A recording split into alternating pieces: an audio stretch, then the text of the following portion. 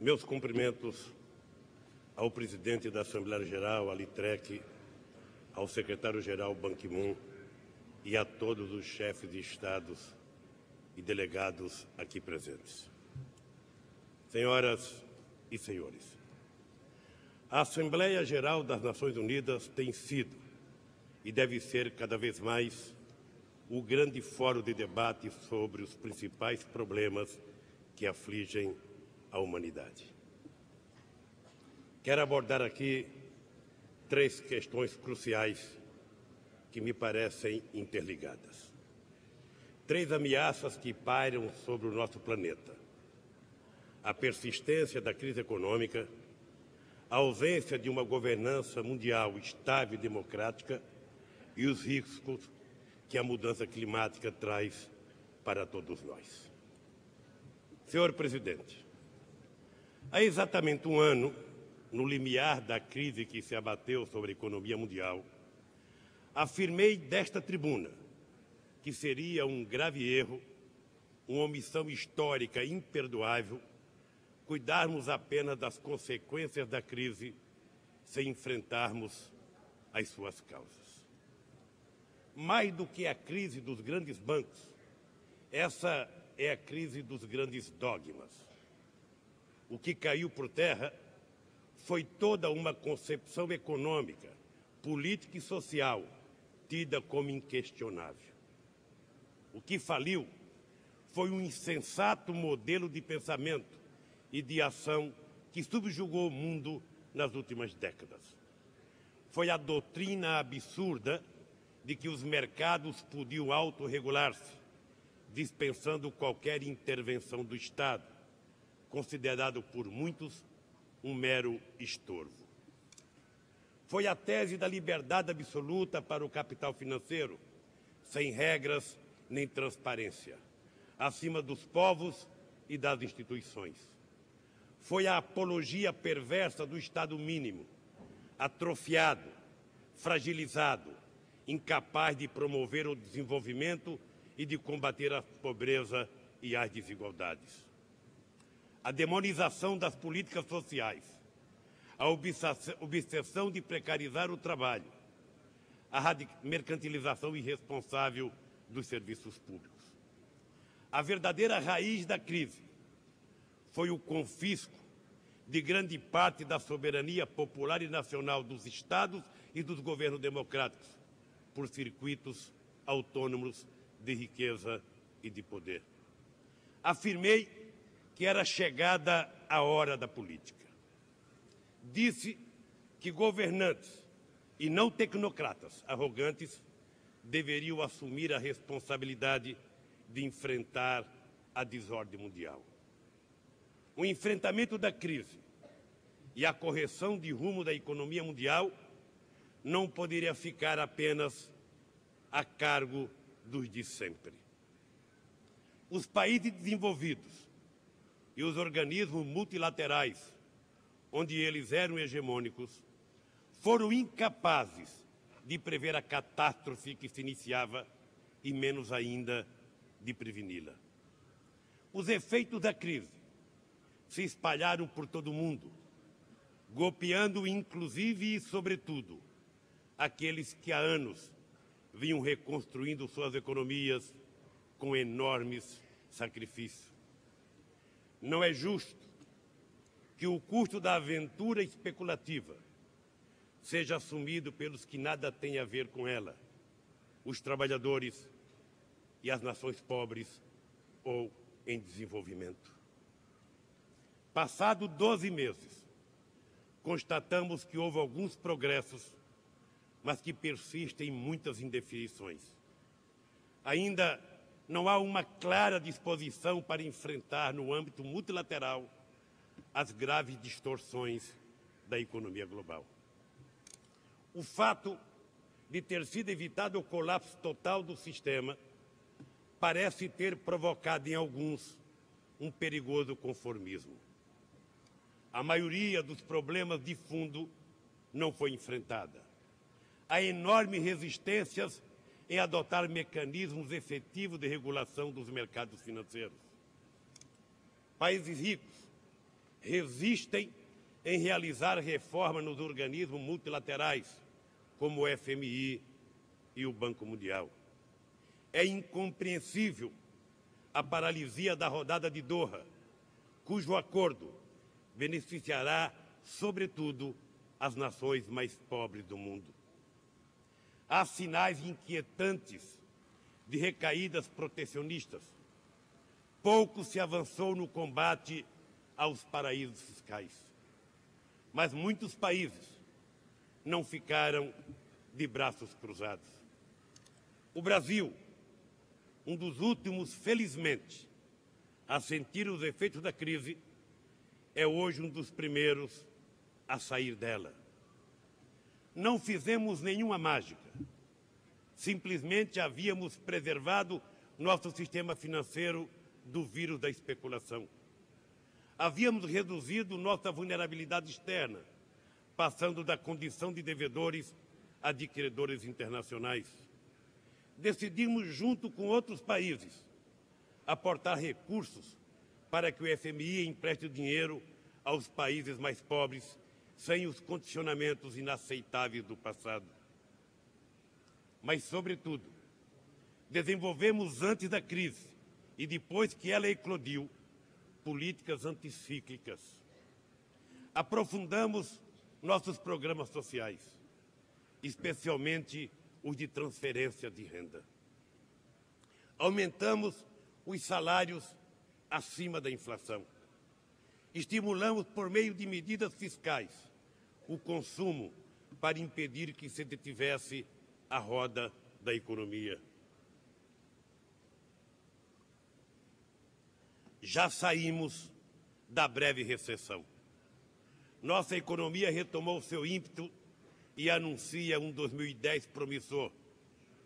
As exportações recuperam o seu vigor. O emprego se recompõe de forma extraordinária. O equilíbrio macroeconômico foi preservado, sem afetar as conquistas populares.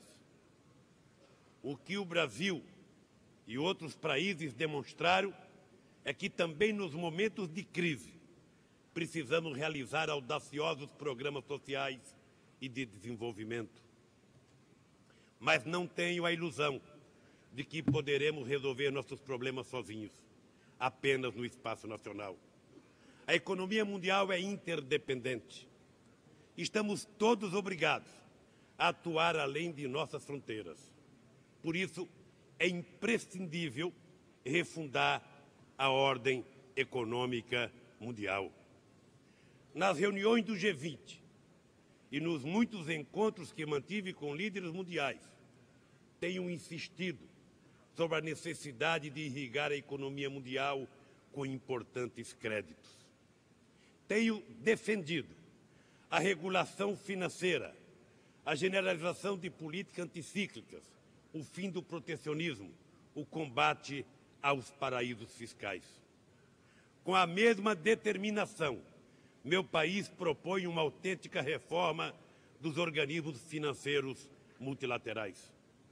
Os países pobres e em desenvolvimento têm de aumentar sua participação na direção do FMI e do Banco Mundial. Sem isso, não haverá efetiva mudança e os riscos de novas e maiores crises serão inevitáveis. Somente organismos mais representativos e democráticos terão condições de enfrentar complexos problemas como os do reordenamento do sistema monetário internacional. Não é possível que, passados 65 anos, o mundo continue a ser regido pelas mesmas normas e valores dominantes quando da Conferência de Bretton Woods.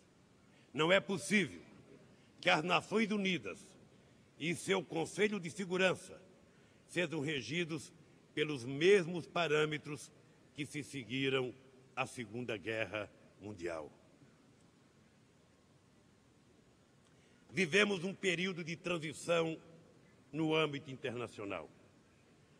Caminhamos em direção ao mundo multilateral, mas também multipolar, seguindo as experiências de integração regional, como ocorre na América do Sul com a Constituição da Unasul. Esse mundo multipolar não será conflitante com as Nações Unidas. Ao contrário, poderá ser um fator de revitalização da ONU. De uma ONU com autoridade política e moral para solucionar os conflitos do Oriente Médio, garantindo a coexistência de um Estado palestino com o Estado de Israel. De uma ONU que enfrenta o terrorismo sem estigmatizar etnias e religiões, mas atacando suas causas profundas e promovendo o diálogo de civilizações. De uma ONU que assuma ajuda efetiva a países como Haiti, que buscam reconstruir sua economia e seu tecido social, depois de haver recuperado a estabilidade política. De uma ONU que se comprometa com o renascimento africano, que hoje assistimos. De uma ONU capaz de adotar políticas eficientes de preservação e ampliação dos direitos humanos. De uma ONU que possa avançar no caminho do desarmamento, estabelecendo um real equilíbrio entre este e a não proliferação. De uma ONU que lidere cada vez mais as iniciativas para preservar o ambiente. De uma ONU que, por meio do ECOSOC, incida nas definições sobre o enfrentamento da crise econômica. De uma ONU suficientemente representativa para enfrentar as ameaças de paz mundial por meio de um Conselho de Segurança renovado, aberto a novos membros permanentes.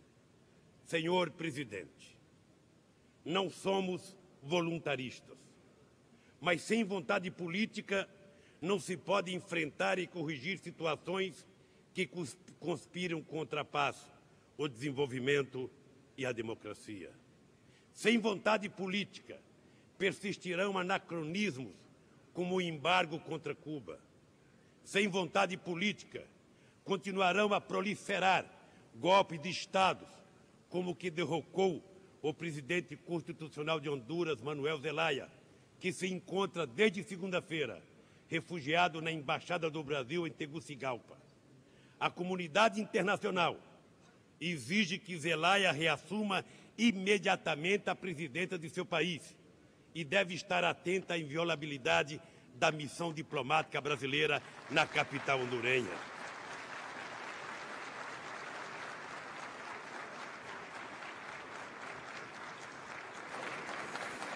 Sem vontade política, por fim, crescerão as ameaças hoje representadas pela mudança climática no mundo. Todos os países devem empenhar-se em realizar ações para reverter o aquecimento global. Preocupa-nos a resistência dos países desenvolvidos em assumir sua parte na resolução das questões referentes à mudança do clima. Eles não podem lançar sobre os ombros dos países pobres em desenvolvimento responsabilidades que lhes são exclusivas. O Brasil está cumprindo a sua parte. Vamos chegar a Copenhague com alternativas e compromissos precisos. Aprovamos um plano de mudanças climáticas que prevê a redução de 80% do desmatamento da Amazônia até 2020. Diminuiremos 4,8 bilhões de toneladas de emissão de CO2, o que representa mais do que a soma dos compromissos de todos os países desenvolvidos juntos. Em 2009, já podemos apresentar o menor desmatamento dos últimos 20 anos. A matriz energética brasileira é das mais limpas do planeta. 45% da energia consumida no país é renovável. No resto do mundo, apenas 12% é renovável, enquanto que nos países da OCDE, essa proporção não supera a 5%. 80% de nossa eletricidade provém igualmente de fontes renováveis. 25% de etanol está misturado à gasolina que consome os nossos veículos. Mais de 80% dos carros produzidos no país têm motor flex, o que permite a utilização indiscriminada de gasolina ou de álcool. O etanol brasileiro e os demais biocombustíveis são produzidos em condições cada vez mais adequadas, sobretudo a partir do zoneamento agroecológico que acabamos de implantar, mandando para o Congresso Nacional. Proibimos a cana-de-açúcar e as usinas de etanol em áreas de vegetação nativa. A decisão vale para toda a Amazônia e nossos principais biomas. O plantio da cana-de-açúcar não ocupa mais do que 2% de nossas terras agricultáveis. Distinto de outros biocombustíveis, ele não afeta nossa segurança alimentar, nem compromete o equilíbrio ambiental. Empresários, trabalhadores e governo firmaram um importante compromisso para assegurar o trabalho decente para os canaviais brasileiros. Todas essas preocupações fazem parte da política energética de um país autossuficiente em petróleo e que acaba de descobrir grandes reservas que nos colocarão na vanguarda da produção de combustíveis fósseis. Mas o Brasil não renunciará à agenda ambiental para ser apenas um gigante do petróleo. Queremos consolidar nossa condição de potência mundial da energia verde. Por outro lado, deve-se exigir dos países desenvolvidos metas de redução de emissões muito mais expressivas do que as atuais, que representam mera fração do que é recomendado pelo painel intergovernamental para a mudança de clima. Causa-nos também profunda preocupação a insuficiência dos recursos até agora anunciados para as necessárias inovações tecnológicas que preservarão o ambiente nos países em desenvolvimento. A resolução desses e outros impasses só ocorre se as ameaças ligadas à mudança climática forem enfrentadas a partir da compreensão de que temos responsabilidades comuns, mas diferenciadas. Senhor Presidente, os temas que estão no centro de nossas preocupações, a crise financeira, a nova governança mundial e a mudança de clima, têm um forte denominador comum. Ele aponta para a necessidade de construir uma nova ordem internacional sustentável, multilateral, menos assimétrica, livre de hegemonismos e dotada de instituições democráticas.